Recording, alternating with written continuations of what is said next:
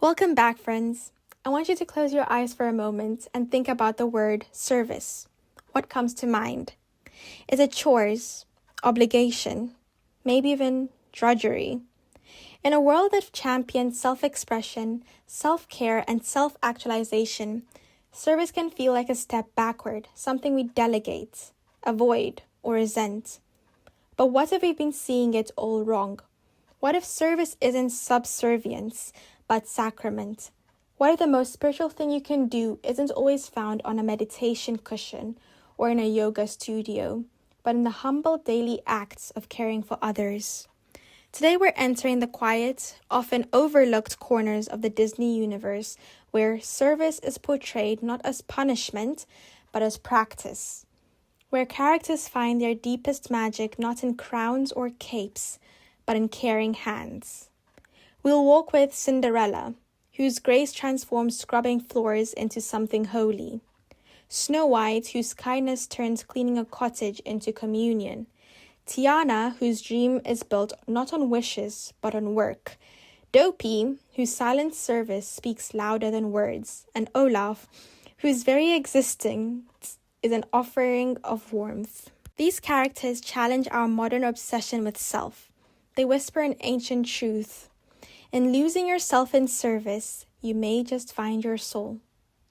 This episode is for anyone who's ever felt invisible in their service, for caregivers, parents, teachers, healers, and quiet helpers, for anyone wondering if their humble work matters, for anyone ready to see grace in the grind. Let's begin at the hearth, where ashes are about to become a different kind of fairy tale. We begin not at the bowl, but in the ashes. Before the glass slipper, before the fairy godmother, there is a young woman on her knees, scrubbing floors. Cinderella is often remembered for what she escapes, the servitude, the cruelty. But what if we've missed what she embodies while she's there? Her stepmother and stepsisters see service as degradation. Cinderella sees it as, perhaps, dignity. Watch her in those early scenes. She's not resentful. She's not slumped in despair. There's a quiet grace in her movements. When she sings to the mice, shares her crumbs, tends the fire, she's not just completing tasks. She's practicing presence. She's finding sacredness in scarcity. Cinderella teaches us service isn't about what you're doing, but how you're being while you do it. Anyone can scrub a floor. Not everyone can scrub a floor with grace. Think about that. The fairy godmother doesn't rescue Cinderella from service. She reveals the magic that was already there. The pumpkin coach, the glass slipper, these are external transformations, but the real magic was internal. The ability to keep her heart soft in a hard situation. Her famous line, "Have courage and be kind," isn't a platitude. It's a spiritual discipline. Courage to endure, kindness to extend. That's the magic that attracts the help of mice, birds, and yes, a fairy godmother. Finding the sacred in the scrubbing, understanding that how you do the small things is how you do all the things. But what if a service isn't just about endurance, but about creating community through care? Now to a dusty cottage deep in the woods where 7 little men live in cheerful chaos, and a princess sees not a mess but a calling. Snow White doesn't stumble upon the dwarf's cottage and think, "Oh, what a dump." She thinks, "Oh, what lonely little children." Her immediate impulse isn't to be served as a princess, but to serve as a mother, as a friend. Watch that iconic cleaning scene. She's not just tidying, she's consecrating. She's turning disorder into harmony. She's singing to the animals, not commanding them. She's creating a circle of care. Deer bringing soap, birds dusting, squirrels washing. This isn't servitude. This is communion, an act of love that gathers all of creation into its rhythm. Snow White teaches us that true service creates belonging. It doesn't separate the server from the served. It weaves them together. The dwarfs don't just get a clean house, they get a home. Snow White doesn't just get shelter, she gets a family. The spiritual genius here is that Snow White's service is joyful. It's not a martyr's burden. It's an artist's expression. The famous line, "just whistle as you work," is often seen as naive.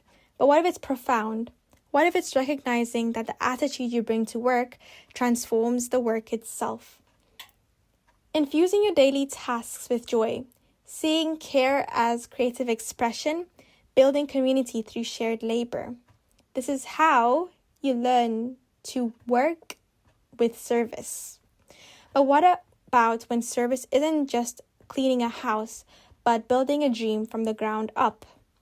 Now, to New Orleans, where the air smells of beignets and dreams, and a young woman understands something most princesses don't. Wishes don't work unless you do. Tiana isn't just hardworking, she's devotional. Her dream of a restaurant isn't a fantasy, it's a calling, and she knows that callings are built not with magic, but with labor. She serves not because she has to, but because she understands service is the foundation of any dream worth having. Her father's lesson, that old star can only take you part of the way, you've got to help it along with some hard work of your own, isn't just practical advice, it's spiritual wisdom.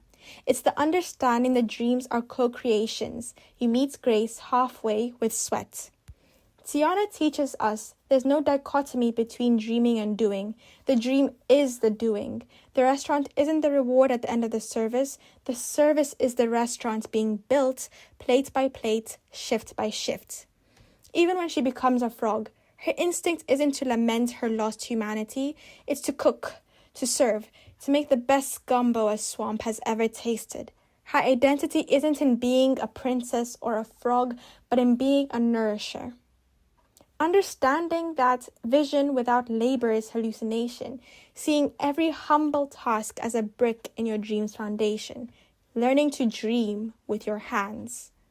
But what about the characters who serve not with grand dreams or transforming grace, but with simple, silent presence?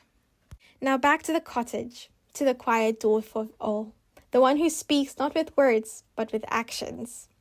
Dopey doesn't have Grumpy's bluster, Doc's authority, or sleepiness. What he has is attentiveness. He's always there, watching, helping, handing over the right tool at the right moment. His service is pre-verbal. It's not about being recognized, it's about being useful. In a culture obsessed with self-expression, Dopey is a radical figure. His worth isn't in what he says about himself, but what he does for others.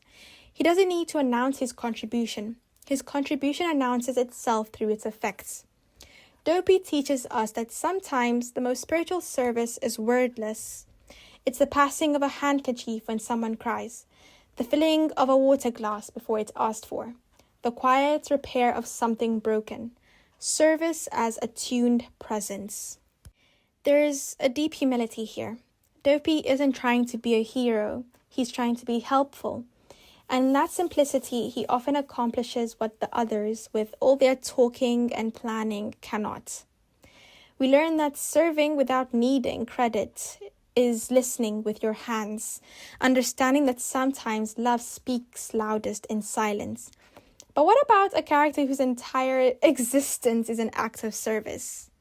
Now to a snowy kingdom, where a little snowman built out of love discovers his purpose, to warm others despite being made of cold material. Olaf is literally created to serve. Elsa builds him to cheer up Anna when they were younger, and he takes that original purpose and expands it into his entire being. He wants to experience summer, not for himself, but to understand the thing Anna loves. He offers his carrot nose without hesitation. He reassures, he comforts, he even melts for those he loves. This is service taken to its logical, beautiful extreme. Service as identity. Olaf doesn't serve because it's his job or duty. He serves because it's who he is. His famous line, "Some people are worth melting for," isn't tragic, it's sacramental. It's the recognition that true love isn't always an offering of self. Olaf teaches us When service comes from your essence, it's not a sacrifice. It's an expression. It's you being fully you, and that full you being fully for others. The spiritual paradox. Olaf, made of winter, becomes the warmest character in the story. He proves that the substance of service isn't in what you're made of, but in what you're made for. Learning to melt with joy, serving not as obligation, but as an overflow. Understanding that your deepest purpose might be to warm someone else's world. Here's where Disney's wisdom clashes with our modern moment. We live in the age of self-care, and rightly so. Burnout is real. Boundaries are necessary. But have we swung so far towards self-preservation that we've lost the spirituality of self-giving? Disney's servants offer a corrective, not a cancellation of self-care. They show us self-care without service can become self-absorption. Service without self-care can become martyrdom. But service as self-care, that's the alchemy.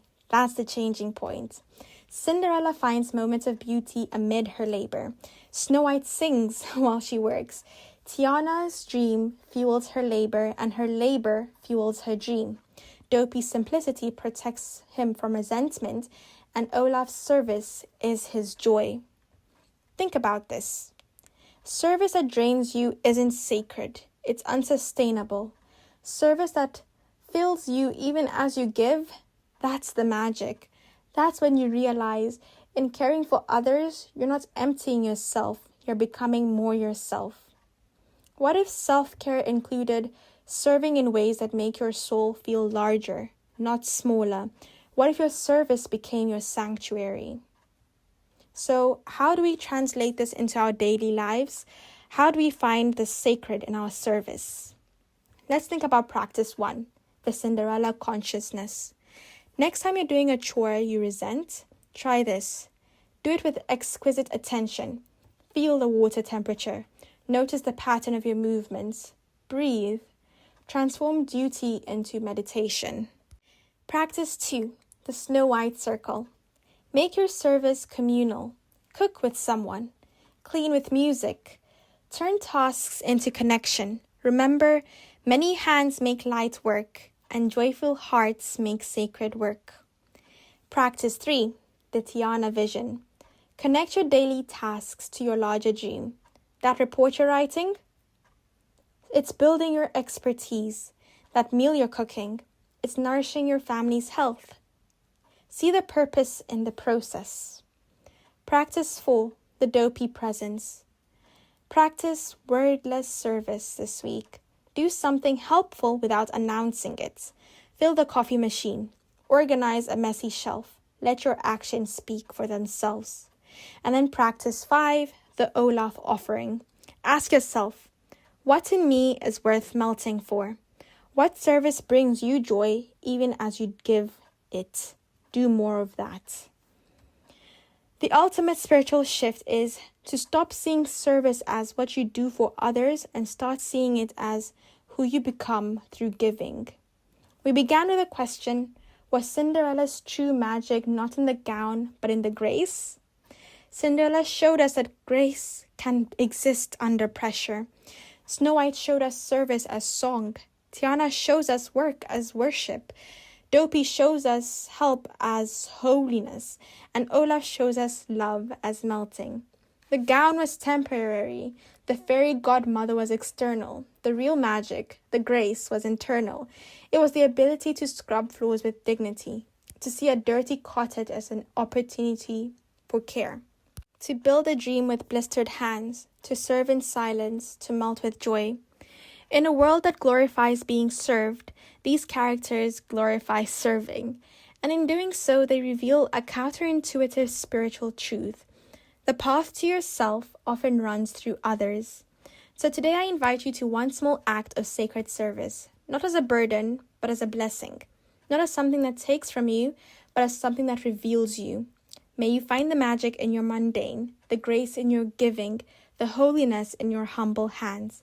Thank you for listening. Now go whistle while you work.